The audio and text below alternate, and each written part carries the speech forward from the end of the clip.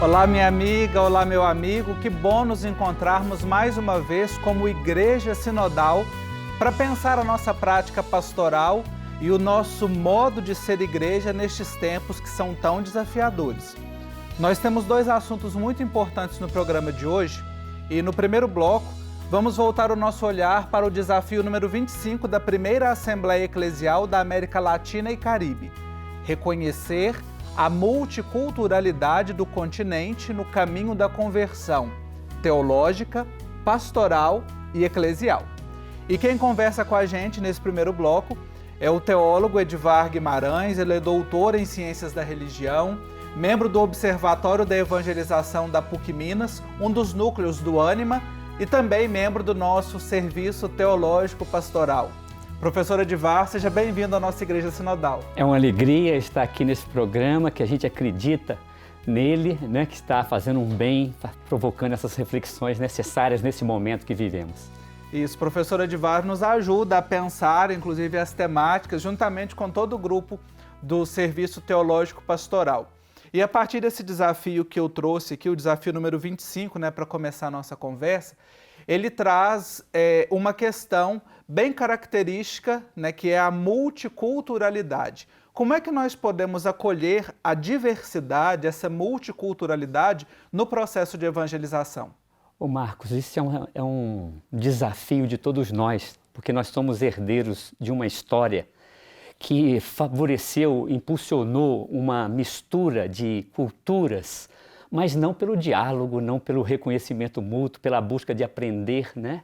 A cultura europeia veio se sentindo superior, essa mentalidade colonial favoreceu relações de dominação, né? Não só dos nossos povos originários, não enxergar a beleza das culturas indígenas, não enxergar a beleza da cultura africana. Então, esse desafio é nosso, porque nós somos herdeiros dessa história e essa violência toda de dominação não impediu que houvesse uma mistura, né? Nossos povos latino-americanos, essa riqueza cultural está aí. Então nós que, como cristãos, que somos herdeiros também de uma tradição que nos irmana, somos chamados a, primeiro, reconhecer a beleza dessas culturas como algo que vem de Deus e que nos desafia a construir fraternidade, relações justas, de mútuo aprendizado, de trocas. Então é o desafio da evangelização mesmo, que se propõe nos irmanar, confirmar nessa direção de uma cultura da justiça, do diálogo, né,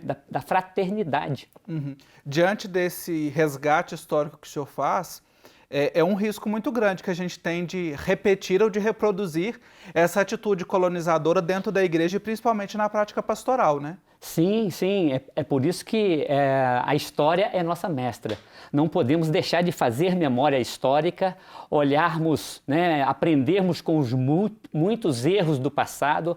A nossa igreja também, ela reproduziu, porque ela veio junto com os portugueses e reproduziu essa mentalidade colonialista, não soube, né, enxergar ali o seu desafio de olhar para o outro como irmão e irmã, né? E com essa disposição de aprender. O próprio cristianismo, como muito bem o número 25 fala, tem que aprender a se converter teologicamente. A nossa teologia, em geral, ela era muito importada da Europa. Uhum. Nós demos conta já de fazer uma caminhada bonita da teologia latino-americana. E aí sim, hoje você tem a teologia indígena, a teologia negra, a teologia queer, né, LGBTQI+. Você tem várias teologias que favorecem a percepção dessa diversidade como algo de Deus, como algo que nos desafia a construirmos, né, uma sociedade ou uma América Latina que favoreça esse reconhecimento. Agora, Marcos, é preciso que nessa busca de conversão teológica pastoral, que a igreja tome essa decisão de fazer a opção pelas culturas oprimidas. Uhum. E aí sim, ficar ao lado. Nós estamos vivendo um processo de novo genocídio. Sim. Então, uma igreja que se propõe a escutar, aproximar, ela vai ter que se colocar fraternalmente ao lado daquele que é oprimido. Isso é importante, essa atitude, né? E que reflete não só institucionalmente, mas aquilo que você vive e pratica aí na sua comunidade, na sua paróquia, no que está mais perto de você.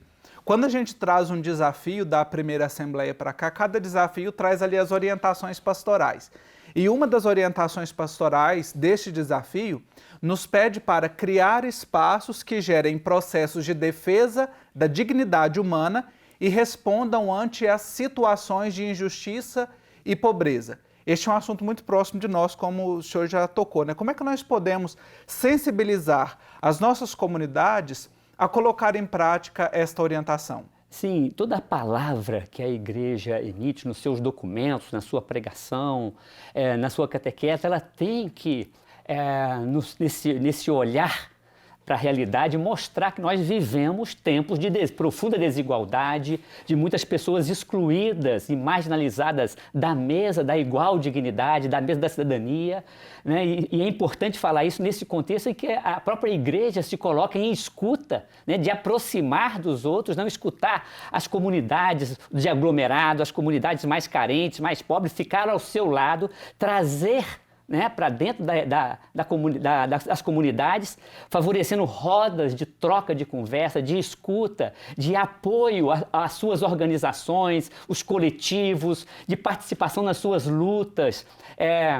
Em termos de diálogo intercultural ou multicultural, essa aliança pela vida, né, de se dar as mãos àqueles que lutam pela sua dignidade, é um ponto fundamental para ter credibilidade à nossa palavra, que anuncia um Deus que é o nosso Pai, que é Pai de todos, né, que se encarna na palavra de Jesus, que é nosso irmão, e que nos dá uma força criativa pela Ruá Divina, exatamente para a gente lutar contra essas mentalidades, essas práticas de dominação, de exclusão, de preconceito. Olha, nós vivemos tempos de racismo estrutural, né? Como eu falei, de genocídio dos nossos povos que ainda resistem com muita bravura. Então a igreja ela tem que, para o seu discurso ter credibilidade, de caminhar juntos, de aproximar e favorecer essas experiências de solidariedade, de luta pela justiça, né? Sim, é caminhar juntos de verdade, não só falar para caminhar junto. E um outro desafio, né, para a gente conseguir abordar, uma outra orientação pastoral desse desafio, é favorecer a expressão teológica, litúrgica e espiritual destes povos. Que atitudes nós, professor Edivar, podemos ter enquanto cristãos, enquanto sujeitos eclesiais, para implementar esta orientação e favorecer de verdade uma conversão que seja teológica, pastoral e eclesial?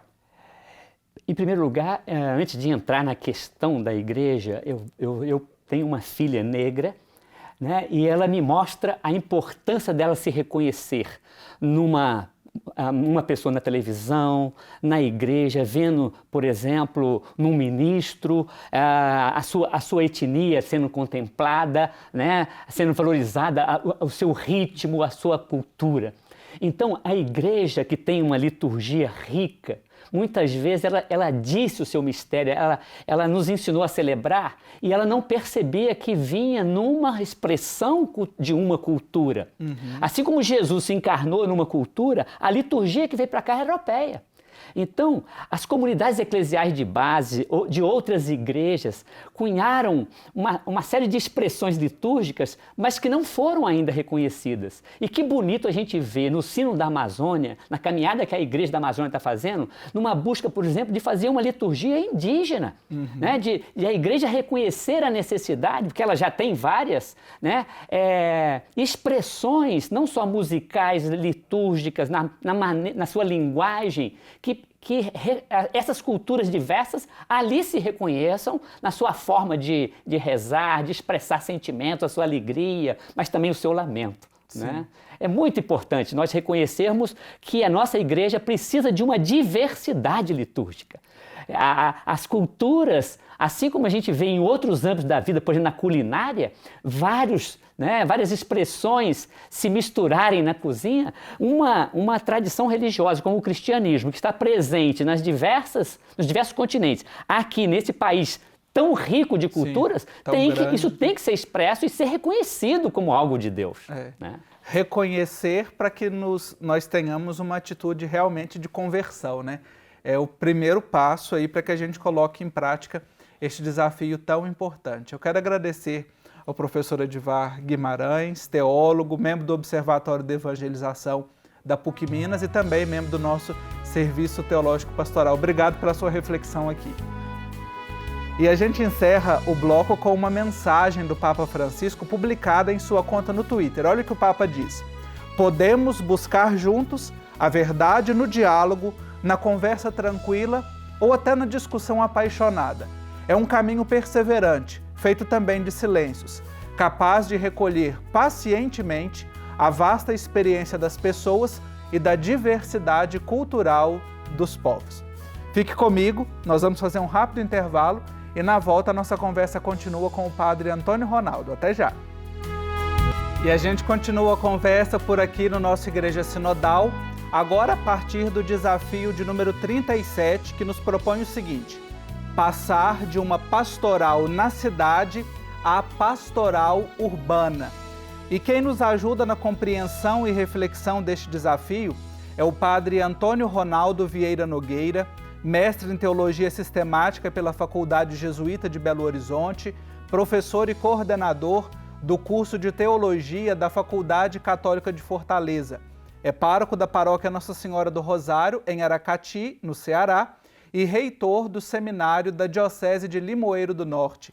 Padre Ronaldo, muito bem-vindo à nossa conversa, ao nosso programa Igreja Sinodal. Saudações, Marcos, saudações a todos os telespectadores e também as pessoas que acompanham pelas diversas plataformas, seja de áudio, seja de vídeo. Esse programa que tem feito muito bem a pastoral e ao serviço da Igreja no Brasil. É uma alegria poder participar deste encontro com você e com tantas pessoas que nos acompanham. Maravilha, muito obrigado. E a partir desse desafio 37, eu queria trazer uma pergunta básica para ajudar a quem nos acompanha, que está na comunidade, na paróquia, ou que às vezes não tem uma ligação tão direta com a igreja ou com a atuação pastoral. Pastoral urbana, Padre Ronaldo, refere-se apenas a falar da cidade, da presença da igreja na cidade? Veja, o Brasil, nesses últimos anos, e o censo de 2010 indica isso, é um país preponderantemente urbano. Nós temos pouco mais de 80% da população vivendo na cidade. E a igreja, diante disso, ela tem um grande desafio, que não é simplesmente fazer uma pastoral na cidade, porque a gente pode continuar vivendo na cidade, fazendo uma pastoral como se vivêssemos numa cultura rural. E nós precisamos dar um passo muito importante nisso, que é fazer uma pastoral verdadeiramente urbana. E em que consistiria essa pastoral urbana? Consiste numa pastoral, de fato, encarnada no jeito de ser próprio da urbanidade. Então, é uma pastoral que olha para os desafios do mundo urbano, para o estilo de vida do mundo urbano, para a linguagem, para os símbolos, para os imaginários próprios do mundo urbano e que busca, a partir desse conhecimento, e aí toda pastoral urbana ela necessita de diversas ciências auxiliares que possam ajudar a compreender as lógicas do mundo urbano, para que seja de fato uma pastoral que corresponda com esses desafios que são propostos pelo mundo urbano. Partindo dessa premissa, Padre Ronaldo, de olhar para essa presença da igreja nesse ambiente que está na cidade e também dos lugares que não estão na cidade, mas que sofrem essas influências, esses impactos, a primeira orientação pastoral do desafio que a gente está conversando, ela nos propõe o seguinte: construir novas alternativas de ação pastoral paroquial que conectem fé e vida a partir da escuta e do diálogo. Que novas alternativas podem ser criadas em nossas comunidades e paróquias para se adequar a essas novas realidades da urbanização? Olha, o mundo urbano e a realidade da urbanização, sobretudo no Brasil, está muito marcada por uma situação que alguns teóricos, eles têm chamado de um espaço desigual, porque a maioria dos equipamentos, dos serviços, estão a serviço de um determinado setor já privilegiado da população. Isso gera muitas desigualdades no mundo urbano, isso gera as mais diversas situações de violência, isso gera também um aumento crescente na população de rua, nas situações de sofrimento existencial e até mesmo de solidão, o que nos indica algo muito interessante. O mundo urbano ele é caracterizado normalmente por uma concentração populacional, o que não significa necessariamente relações humanas de proximidade. E nesse mundo que se nos apresenta, a igreja ela tem um papel preponderante, um papel fundamental. E eu penso que o Papa Francisco nos oferece, na encíclica Fratelli Tutti, alguns elementos que podem nos ajudar nesse caminho. A Fratelli Tutti insiste muito no aspecto da vivência da fraternidade. A igreja ela é lugar da vivência da fraternidade, isso Jesus já nos ensinou, né? Se a gente olha, por exemplo, João, capítulo 13, versículo 35, nisto conhecerão que vós sois os meus discípulos, se tiverdes amor uns para com os outros. A experiência de sermos filhos do mesmo Pai nos leva a uma experiência de vivência da fraternidade. Então, a igreja que vive em si mesma a fraternidade, ela precisa ser também sinal de fraternidade nesse mundo, às vezes tão marcado pelo distanciamento das pessoas. E por isso que a ação pastoral da igreja precisa ser bem pensada para corresponder com os desafios do mundo urbano. Então, o primeiro passo fundamental, penso que seja, de fato, o planejamento adequado. E para que esse planejamento aconteça, a igreja não pode prescindir do auxílio das mais diversas ciências que estudam o mundo urbano e que podem nos ajudar a compreender as lógicas da cidade. Inclusive, tendo a consciência de que cada cidade tem uma lógica diferente. Depois desse debruçar-se sobre a vida da cidade, eu penso que as diretrizes da ação evangelizadora da Igreja do Brasil, né, que começaram no ano de 2019 e estão em vigor até o próximo ano, 2023, elas trazem uma intuição muito importante para combater esse individualismo muito presente na vida da cidade. A igreja ela precisa retomar aquilo que é o que mais a caracteriza, formar comunidade.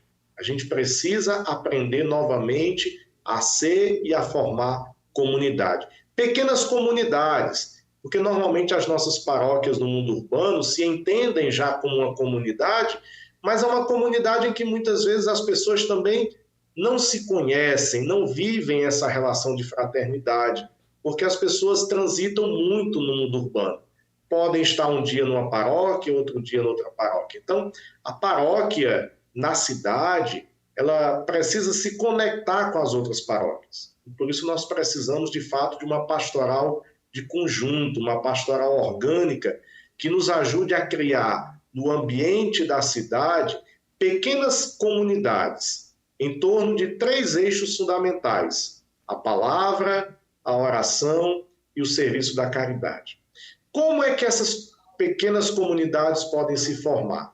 Elas podem se formar por rua, por condomínio, por afinidade, enfim, os mais diversos grupos que vivem e convivem na cidade podem ser sinais dessas pequenas comunidades que se reúnem em torno da palavra, da oração e do serviço da caridade. Então, eu penso que o caminho do planejamento pastoral na vida da cidade não pode prescindir desse elemento fundamental da vida da igreja: formar pequenas comunidades, multiplicar pequenas comunidades. E essas comunidades sempre em torno da palavra, da oração e do serviço da caridade. Eu penso, Padre Ronaldo, que esse desafio de comunitarização e de fazer também a integração com outros setores da sociedade civil já existia, mas que a pandemia também acentuou ainda mais, né? Tivemos que ficar reclusos durante muito tempo e agora também fazer esse processo de integração também na vida eclesial e pastoral intensifica este que já era um desafio da nossa igreja, né? Sem dúvida alguma. E a pandemia, que sempre foi vista por muitos como um problema, ela também pode ser a oportunidade de um novo modo de ser igreja que insiste novamente nessas pequenas comunidades. Então, durante o período de isolamento social, a gente sentiu a necessidade de estar com os outros. E, sem dúvida alguma, os serviços de comunicação, as pastorais da comunicação espalhadas pelo Brasil afora, exerceram um papel importante. Mas a gente não pode simplesmente pensar que com a transmissão de celebrações a gente já conseguiu resolver o problema.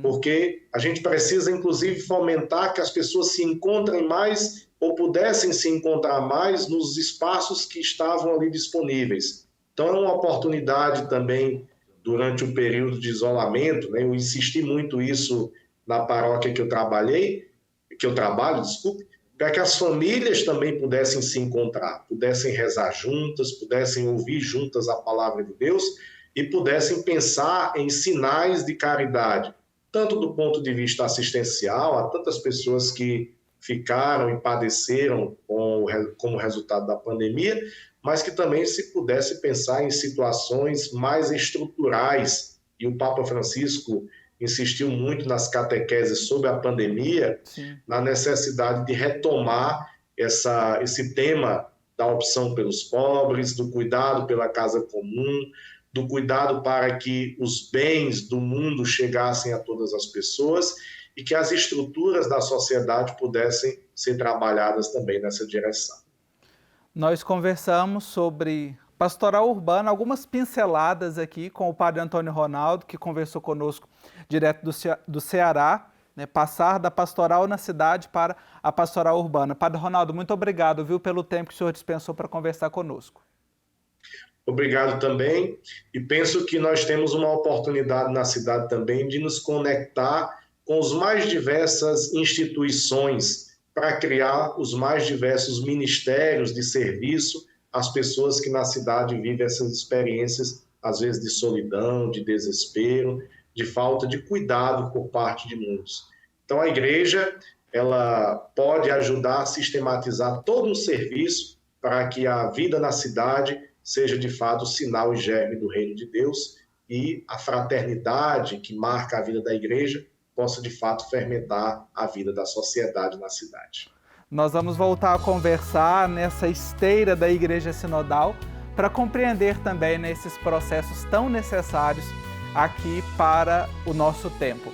E a gente encerra o programa de hoje trazendo a inspiração do Papa Francisco no discurso aos participantes do Congresso Internacional de Pastoral das Grandes Cidades.